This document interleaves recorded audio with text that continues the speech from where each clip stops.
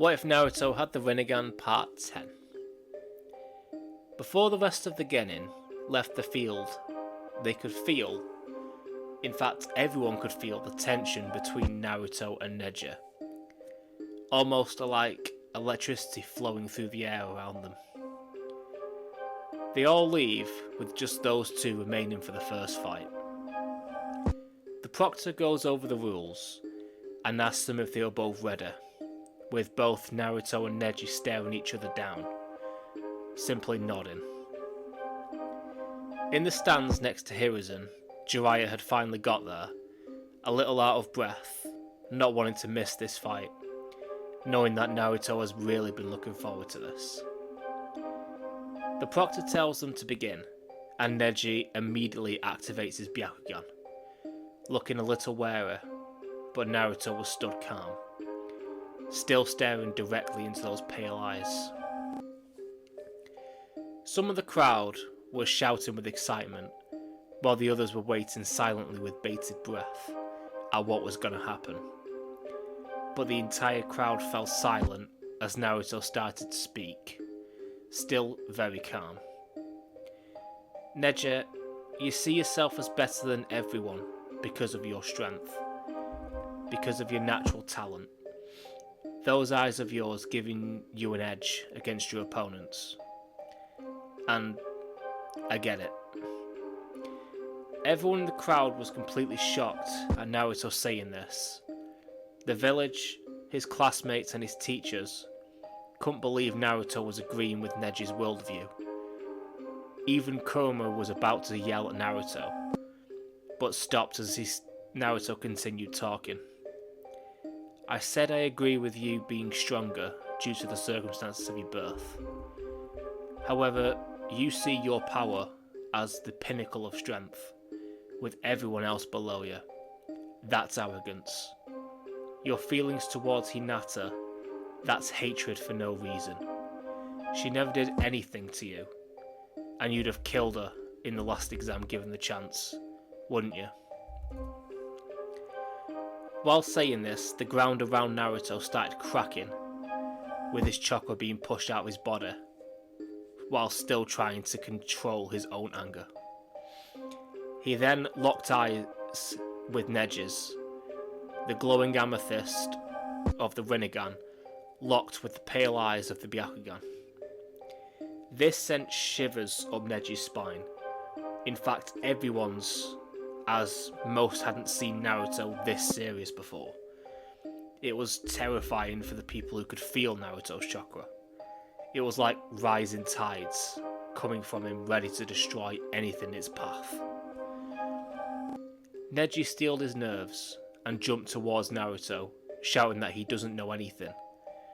But as Neji was closing in, he gets shot back as Naruto used Almighty Push, still trying to remain calm as Neji smashed into the wall. Pulling himself up, Neji started throwing kunai and shuriken at Naruto, but not a single one managed to even touch him, as he simply moved his body out of the way. Naruto raised his hand towards Neji again, who braced himself to be pushed into the wall, but he started screaming as the reverse happened. Naruto used Almighty Push, bringing Neji to him. Grabbing Neji by the front of his shirt, Naruto reasserted what he said previously. I felt what you wanted to do. Your hatred towards Hinata. She never did anything to you. Naruto's eyes then began to form Tomoe, sending untold fear through Neji's body as it began to shake. Once again using Almighty Push, Naruto sent Neji away from him, then creating 4 shadow clones, telling Neji that if he doesn't forfeit now and stop going down his current path, then he'll stop him right now by force. Neji shouts that he'll never change his path. The main branch family took his father from him, and he will get his revenge.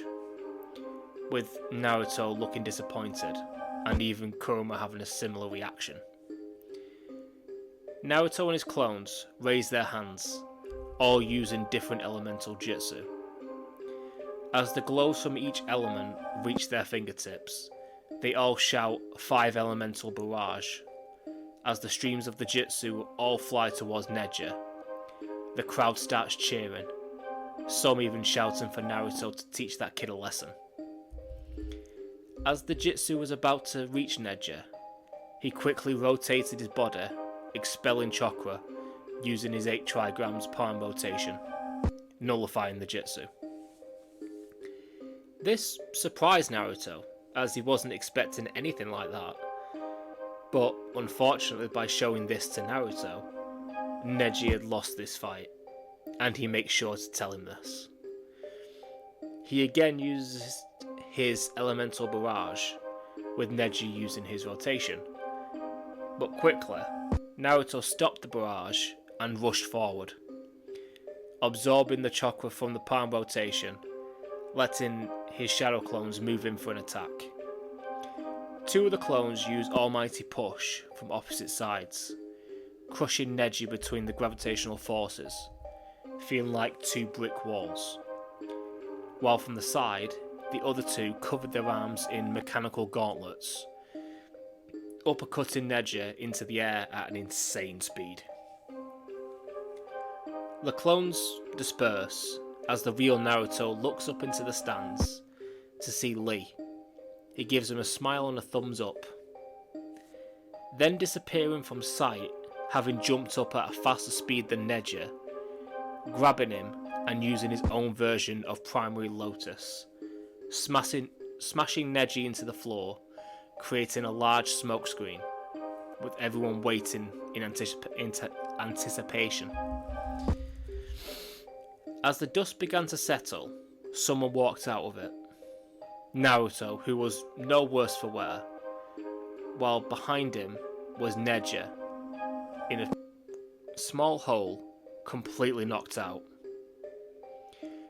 The proctor raises Naruto's hand, declaring him the winner, as every Leaf citizen, including the Hokage, started clapping and congratulating Naruto. Jirya even came down from the stands, giving Naruto a high five, proud of his godson, mostly for giving Neji the chance to change, not just going straight for a KO. Orochimaru, who has taken the place of the Kazekage, was shaken with both excitement and fear. On one side, he had seen firsthand what the Rinnegan is really capable of, and the wielder already has his curse mark. But on the other hand, if he makes a move against the brat, he will have the Hokage, Jiraiya, and Naruto to contend with, not to mention the other Leaf Jonin. But while scanning the crowd, he notices that his other option isn't there. Sasuke was still in the hospital. He gives the signal to start the invasion early, and the Genjutsu descends upon the crowd, putting the civilians to sleep, and everyone who couldn't break out of the Genjutsu. Naruto looks around having very keen eyes, and could see Hiruzen and Jiraiya heading away both in the same direction, towards the hospital. Using the summoning jutsu, Naruto gets on his huge bird and catches up to the 2 of them, very quickly grabbing both of them using the Asura path to make very long metal arms to pull them up, asking what happened. Jiraiya tells Naruto that his old friend is back in the village, and he seems to be after Sasuke. Naruto grabs the back of his neck, holding onto his curse mark, as he then gets in touch with Kurama, asking if there's anything that he found out about the mark. Kurama had a very severe expression on his face, and tells Naruto of his hypothesis. The mark seems to have a direct connection with the man who had bestowed it, this case being the serpent. It appears to be a way to possess people, to take control of a person's body while maintaining all of the host's abilities. Naruto's eyes grow wide, now knowing why the Sannin had given one to him and Sasuke. he wants both the Sharingan and the Rinnegan. Naruto leaves his mindscape and his eyes start to form Tomura, giving his chakra a massive amp in power, making the Hokage concerned, as this was a lot of concentration of chakra and just overall strength inside a child. With this new increase in power, Naruto darted off the bird at speed which made his two passengers flinch, heading straight for the snake Sannin, who had just made it into Sasuke's room. The Hokage and Jiraiya both notice in the distance that Gaara is wreaking havoc inside the village, sensing the power of a tailed beast surging from it. Not wanting to leave Naruto, Jiraiya tells the Hokage that he will stay and help. But as he says this, the bird does a huge U-turn, heading back towards the village, as one of Naruto's shadow clones lands on the bird, explaining that the village needs them more than he does. Save them, leave Orochimaru to him. Both the Hokage and Jiraiya started to protest, but the shadow clone, apologising first, uses almighty push, sending them both back to the village. After this happens, an explosion comes from the hospital room, with Orochimaru getting launched out to the other side of the village through a wall.